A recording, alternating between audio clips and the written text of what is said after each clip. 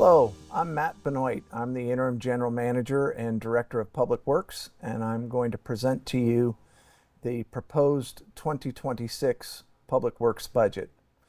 Just to be clear, this is merely a proposed budget that has been presented to the Board of Directors, and they will be deliberating all of the budget proposals in the coming week. And so I just want to make clear that this is a proposal, and ultimately the Board of Directors will need to adopt a budget. Just as a Public Works budget overview, we're looking at a decrease in revenues for 2026 that I will explain to a great degree, and also a nominal about 1.3% increase in expenditures. As to the revenues, you will see decreases in water revenue, sewer revenue, utility installation revenue, a nominal increase in docks and RV storage revenue, and also a decrease in ACC revenue, totaling that $986,244, almost $1 million decrease when compared with the 2025 adopted budget. So the combined water and sewer revenue is decreasing almost 1.3 million. I have a couple other slides that illustrate utility rates that are proposed for 2026. But TVPOA followed the direction from the board that we structure our rates without consideration given to a specific margin. So revenue was computed from bottom up. So the rates are built with the target of achieving a $2.9 million operational surplus contribution to reserves, and then adding expenses and cost of sales to arrive at a rate structure that achieves $2.9 million. The utility installation revenue, which if you're not familiar with that, is the revenue associated with the installation of tanks in new homes, is estimated to decrease by $851,000.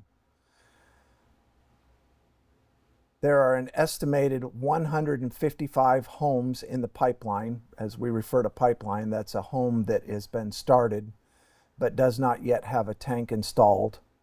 And that brings some unearned deferred revenue. We refer to that as unearned or deferred in the sense that builders or property owners pay for the tank in advance, but we don't realize the revenue until the tank is installed. In addition, we're estimating 33 homes that will be permitted and completed in 2026, which results in about $660,000 in realized revenue. The two primary drivers for the reduction in revenue is an estimated decrease in the number of homes permitted, which goes from an estimated 175 in 2025 to 123 homes in 2026. Also, a factor that brings down the net revenue is there are still approximately 25 homes that were permitted prior to January 1st, 2024, and they paid a permit fee for the tank installation that is remarkably lower than what we propose to charge in 2025, which is $20,000. Docks and RV storage revenue is one of the few categories that is estimating a revenue increase. That's because dock and RV storage rates are proposed to increase by 3%, adding an additional $31,000. And also the marine gas sale component is estimated to increase $41,000 and is really the result of an estimated increase in the quantity of gas sold. We add a standard $1 per gallon markup based on what we pay for the gas, and that has not changed from the previous year. The Architectural Control Division revenue is estimated to decrease by about $210,000, and that's solely attributed to the decrease in estimated number of homes to be constructed from 175 homes to 123 homes. I've illustrated the chart below that estimates on a typical house with 3,654 square feet how we compute a typical cost of about $6,600 for an ACC permit on a new home. Just to be clear, that permit is attached to all of the square footage that is underneath a roof. So we are not building a typical home of 3,654 living square feet. Rather, that includes the garage and everything underneath the roof with the exception of a patio. I just want to run through with you what you'll see on what is a bit of an eye chart here is just a discussion about the different expense categories. Within the Public Works budget in total, we have several different expense categories, and I don't intend to go into great detail, but for those who may have been interested and you wanted to see a greater itemization of where Public Works money is spent and how that different areas are categorized. I'll go into some of the more significant deviations, but wanted to illustrate for you some categorization of Public Works expenses. Wages are up about $130,000, which is about 4% over the 2025 adopted. Since the Water and Sewer Fund is now segregated, a position from finance whose only responsibility is water and sewer billing has been moved to the Water and Sewer Fund. That contributes about $45,000 to the $130,000 increase over the 2025 adopted. Also, we added one net new employee who was hired from Teleco Dirtworks that will be involved with fixing water and sewer line breaks. We also have eliminated two positions from the ACC division. One is now in the Streets and Common Property division and does I&I investigations, and that the other position filled a vacancy in the Maintenance division and does work orders and some inflow and infiltration investigations. Overtime is estimated to increase $10,000, and benefits are estimated to increase about $75,000. And we're using the customary increase, assuming no new changes in the headcount, of about 7% in the area of benefits. The personnel expense category is estimated to decrease by about $84,000. The vast majority of this is included within uniforms. The operating expense category is expected to decrease as well. We had some fairly significant one-time expenses in the small tools and equipment that will not be needed in 2026. And also the gasoline line item is decreasing by about $45,000. And that's a result of some more efficient leaf collection operation and lower anticipated fuel prices when compared with what we expected in 2025. The maintenance expense category is estimated to decrease by about $185,000. And I want to make clear, we're not changing any of our maintenance practices. Rather, all of the water and sewer maintenance accounts have been stripped of any involvement with Teleco Dirtworks because we're now doing our own in-house repair of line breaks. The Streets and Common Property division includes a road maintenance program that's approximately $300,000 higher than last year. This current plan envisions a mill and overlay every 10 years and a PMM polymer modified maintenance application at about the 5-year interval. The remaining 7 maintenance categories are reduced to about $175,000 to arrive at that net increase. Again, no maintenance activities are intended to be reduced. The reduction is a change in the previous year to the tree removal policies, and our vehicle maintenance expenses associated with replacing some vehicles in the last 2 years is showing some significant decreases. The services expenditure category is estimated to decrease by about $14,000. $40,000 of that total reduction is the result of not budgeting for some engineering expenses for non-water and sewer expenses. $22,850 is the result of fewer estimated new homes constructed in the Architectural Control Division, which results in about $500 per home reduction for our drainage assessments that are achieved with each new home. And a portion of the legal fees that would have otherwise been assigned to the non-water and sewer fund have been assigned to water and sewer, since those funds are now segregated. So just talking about revenue, I'm illustrating for you the proposed water rates with a column that illustrates what you were charged in 2025 and in 2026. And I think you'll note that in just about every category, there are some fairly significant reductions in what is proposed for water and sewer rates, particularly in the areas of the base fee, which gets you 2,000 gallons of water and sewer, that combined will have about a $12 reduction.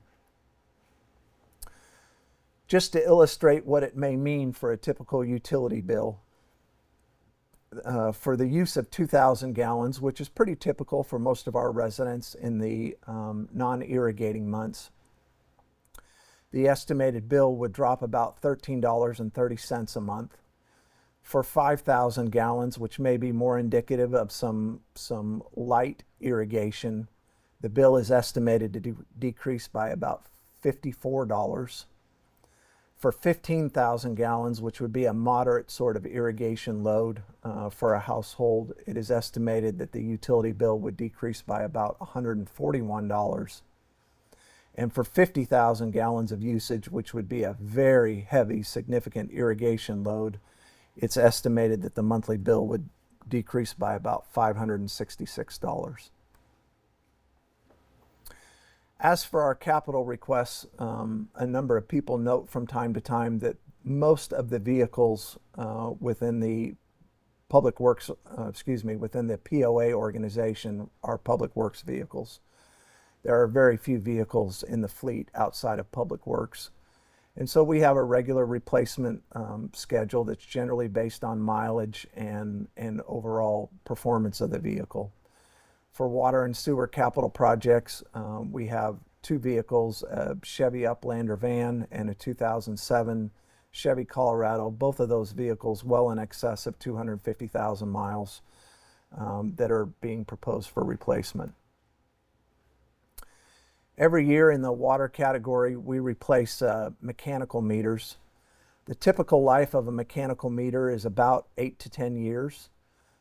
For 2026, we have a complement of several 2016 model year water meters, about 185 of them that are proposed for replacement. Every year we take on a complement of spares for broken or frozen meters that are just no longer working. We're proposing the purchase of about 75 of them for almost $26,000.